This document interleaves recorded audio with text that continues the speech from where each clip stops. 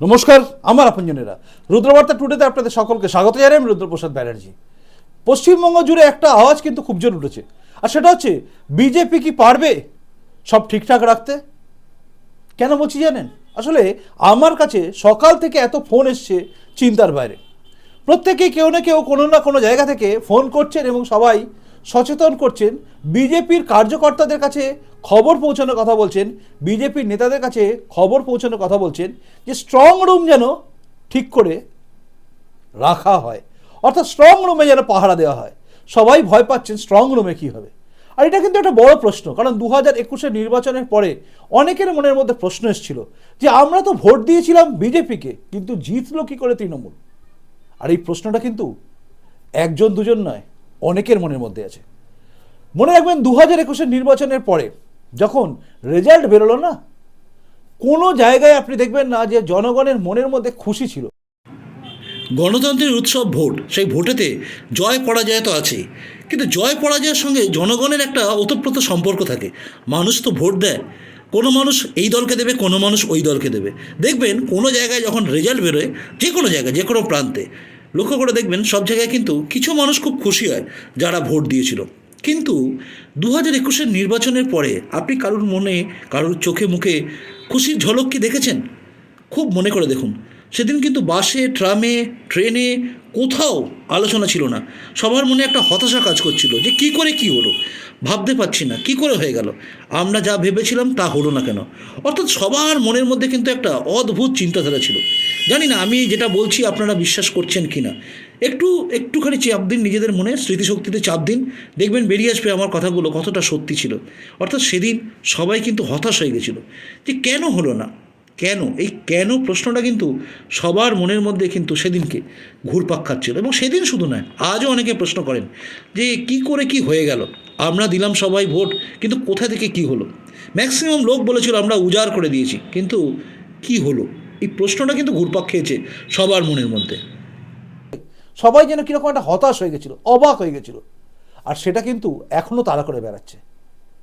হাজার চেষ্টা করেও আমি কিন্তু ফোনের মারফত যতই বলছি যে না, কেন্দ্রীয় নিরাপত্তা বাহিনী আছে, কোনো চিন্তা করতে হবে না, কিন্তু তবুও মানুষের মনের মধ্যে আজকে সন্দেহ আসছে যে আদৌ কি কিছু করতে পারবে বিজেপি।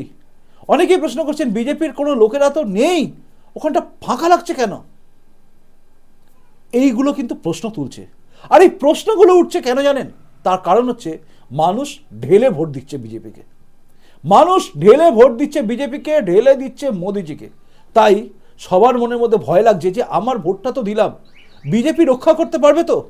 রক্ষা করার বড় প্রশ্ন উঠছে কিন্তু এবার এই রাজ্য জুড়ে। আর রাজ্য জুড়ে রক্ষা করার এই প্রশ্নটা ওঠার পরে একটা জিনিস পরিষ্কার হচ্ছে যে সমস্ত সংবাদ মাধ্যম যারা প্রেডিকশন করছে বিজেপি কম পাবে, ওই 18টা কেউ 19টা বলছে, তাদের মুখে মনে হচ্ছে চুনকালি পড়বে। কারণ এই রাজ্যে মানুষের প্রেডিকশন হচ্ছে এই জায়গায় দাঁড়িয়ে আছে যে মানুষ বলছে, মানুষের একটা আশঙ্কা, মানুষের একটা চিন্তা, ঘর পোড়া গরু যেরকমভাবে সিঁদুরে মেঘ দেখলে ভয় পায় না, ঠিক একইভাবে কিন্তু এই রাজ্যের মানুষ চিন্তা করছে যে আমরা তো ভোট দিয়ে দিয়েছি। মজার ব্যাপার কি জানেন? চতুর্থ দফা নির্বাচনের পরে সেই জায়গা থেকে ফোন আসছে, যে জায়গায় একটু মনে হচ্ছে ঢিলে হয়ে গেছে সেখান থেকে ফোন আসছে। ফোন করে কেউ বলছে দাদা এখানটা কি হচ্ছে আমরা বুঝতে পারছি না। কেউ জানাচ্ছে দাদা সব ঠিক আছে তো, আমরা ভোট দিয়েছি, কিন্তু কি হবে? আচ্ছা, এই প্রশ্নটা শুধুমাত্র আমার কাছে আসছে এটা ভাববেন না, এটা আমাদের মতো যারা যারা আছেন প্রত্যেকের কাছেই কিন্তু আসছে। আপনি খোঁজ নিয়ে দেখুন, আমি এক বর্ণ মিথ্যা কথা বলছি না। যারা যারা ফোন রিসিভ করেন, দেখুন আমি তো ফোন রিসিভ করি সবার কাজে, আমি ফোনগুলো যখন পাই আমি বলি তাদের কাছে একটাই প্রশ্ন। সকাল 7টার সময় আমাকে ফোন করে একজন বলছেন যে দাদা আমি কিন্তু খুব চিন্তায় আছি, আমি সদ্য বাজারে যাবো বেরোচ্ছি। 8:30, আপনাদের কথা যাদের বলছি তারা নিশ্চয়ই জানেন কারা কারা ফোন করেছিলেন, এবং তারা বুঝে যাবেন যে হ্যাঁ এই সময় আমরা ফোন করেছিলাম। 8:30, 9টা, 9:30, মানে কন্টিনিউয়াসলি ফোন। কাউকে কাউকে বলতে হয়েছে আমাকে যে 2টোর পরে ফোন করুন, সবাইকে বলি 2টোর পরে ফোন করুন, কিন্তু কী হবে, কেউ মানতে পারছে না। দাদা আমি একবার লাস্ট আমার কথাটা শুনুন, লাস্ট। আপনি একটু ওপর নেতৃত্বকে জানাতে পারবেন? আকুতি, এই আকুতি কোথা থেকে আসে জানেন? ভালোবাসা থেকে, যেটা মমতা বন্দ্যোপাধ্যায় দলের কাছে নেই। কিন্তু এই আকুতি কিন্তু মমতা বন্দ্যোপাধ্যায় দলের কাছে কেউ করবে না, কারণ সেখানে তো লুটপাট হয়, আর এটা তো চিন্তাই করে লুটপাট করার জন্য। দেখুন ভোট নিয়ে এখন অনেকগুলো ভাইরাল ভিডিও বেরোচ্ছে যেখানে কোনো একটা জায়গায় তৃণমূলের বুকে আর কি স্টিকার লাগানো আছে এক নেতা, সে আবার বলছে পরিষ্কার করে, বের করে দে, সব কটাকে বের করে দে, উন্নয়ন দিয়ে বের করে দে, এমন করে বলছে চিন্তার বাইরে। আসলে ক্ষমতায় আছে, ক্ষমতায় যেদিন থেকে চলে যাবে না, যেদিন পুলিশ এদের পাশ থেকে সরে যাবে, এই কথা বলার জায়গায় থাকবে না। সিপিএমের এজেন্টকে বিজেপির এজেন্টকে মেরে বের করে দে, এই কথার ভিডিও কিন্তু এখন ভাইরাল হয়ে গেছে। যদি আমি সেই ভাইরাল ভিডিও দিইনি, তার কারণ হচ্ছে আমি ওই নিউজ চ্যানেলের মতো বলবো না ভিডিও সত্যতা যাচাই করা হয় নাই, আমি এসব বলিও না, কারণ ভিডিও যেটা সত্যি পাই সেটা দিয়ে দিই আমি। তো এখানে দাঁড়িয়ে এই যে তৃণমূলের নেতাদের দৌরাত্ম্য, এটা আমরা জানি, এটা সব জায়গায় হয়। আর এই রাজ্যে তো তৃণমূল তো নিজের ক্ষমতা ধরে রাখার জন্য আপ্রাণ চেষ্টা করছে। তাদের মনের মধ্যে ভয় এসে গেছে, তাদের মনের মধ্যে ভয় একটা জায়গা আছে যে আমাদের যদি ক্ষমতা চলে যায় তাহলে আমাদের করে খাওয়ার জায়গাটা কোথায় থাকবে। কিছু করে খাওয়ার জায়গা তো এদের নেই, বেসিক্যালি সেই জায়গায় নেই যে লেখাপড়া করে কাজ করে কোনো কিছু করবে, নেই। আমি যতগুলোকে দেখি তৃণমূলের, মানে আমাদের এলাকা থেকে শুরু করে সব জায়গায় উৎপটাঙ্গা নেতাগুলোকে, সেই উৎপটাঙ্গা নেতাগুলোর কিন্তু যোগ্যতা নেই। আমি বড় বড় নেতার কথা বলছি না, যাদের মধ্যে অনেকে আছেন, উকিল আছেন, এরা আছেন, এরা নিজেদের পয়সার জমিয়ে নিজেরা কাজ করতে পারেন, কিন্তু নিচের তলা এইগুলোকে কিচ্ছু নেই। আগে যার ব্যবসা ছিল সে ব্যবসা তুলে দিয়েছে, যারা নেতাগিরি করে চলে যাচ্ছে। এই নেতাগিরি করে চলা, কাটমানি খাওয়া, কমিশন খাওয়া, এইসব যে ব্যাপারটা চলেছে, তারপর চাকরি বেচা, আমার কোটায় এতগুলো এসছে। এই যে চাকরি বেচার গল্পটা আজকে শুনছেন না, মানে যে হচ্ছে, আপনাদের নিশ্চয়ই মনে থাকবে 2016-17 সময় কিন্তু এলাকায় এলাকায় খবর থাকতো। আমি অন্তত বহু নেতাকে শুনেছি যে আমার কাছে ব্লক প্রেসিডেন্টের কোটায় দুটো এসছে চাকরি, দুটো চাকরি আছে, ব্লক প্রেসিডেন্ট বলে যে দুটো চাকরি আছে, কোটায় চাকরি ছিল এদের, কোটায় কোটায় চাকরি। এগুলো বহু জায়গায় হয়েছে। লোকাল আপনি দেখুন মিউনিসিপ্যালিটি যারা রিক্রুটমেন্ট হয়েছে ম্যাক্সিমামই তো এরকম করে হয়েছে।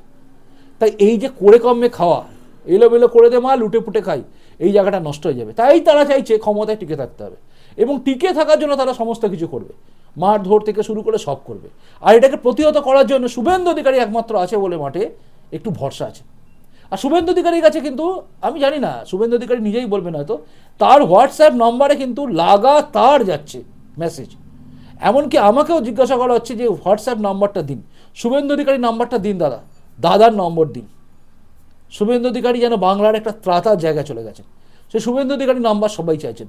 অর্থাৎ সবার মনে কিন্তু একটা চিন্তা আছে যে ভোট তো দিয়েছি আমরা, কিন্তু এটাকে ঠিক জায়গায় রাখবে তো, নাকি তৃণমূল আবার গুলিয়ে দেবে, মানে ওই ঝেড়ে দেবে আর কি। এই চিন্তা অনেকের মনের মধ্যে রয়েছে, আর এই চিন্তাটা থাকা স্বাভাবিক। আবারও বলছি আমি, ঘর পড়া গরু সিঁদুরে মেঘ দেখলে ভয় পায়, কি করবে এরা কোনো ঠিক নেই। তবে কেন্দ্রীয় বাহিনী আছে, আর যেভাবে ভোট পড়েছে, আর যেভাবে অতীত অভিজ্ঞতা রয়েছে বিজেপি কর্মীদের, এবং যেভাবে শুভেন্দু অধিকারী মাঠে রয়েছে, ময়দানের মধ্যে রয়েছে, জমি ধরে আঁকড়ে মাটি কামড়ে লড়ছেন, এই লড়াইয়ে দাঁড়িয়ে এবার একটু গোলমাল করা মনে হচ্ছে মুশকিল হবে, এটা আমার অনুমান। যাই হোক, আপনি কি মনে করছেন বলবেন। আপনার কি কোথাও মনে হলো এই চিন্তাটা আপনার মনের মধ্যে নেই? যদি আপনার মনের মধ্যে, কমেন্ট বক্সে কমেন্ট করে জানাবেন। আপনার কমেন্টসের অপেক্ষা আমি রইলাম, আর আপনি আমার পরবর্তী রুদ্রবার্তা টুডে দেখার অপেক্ষা থাকুন।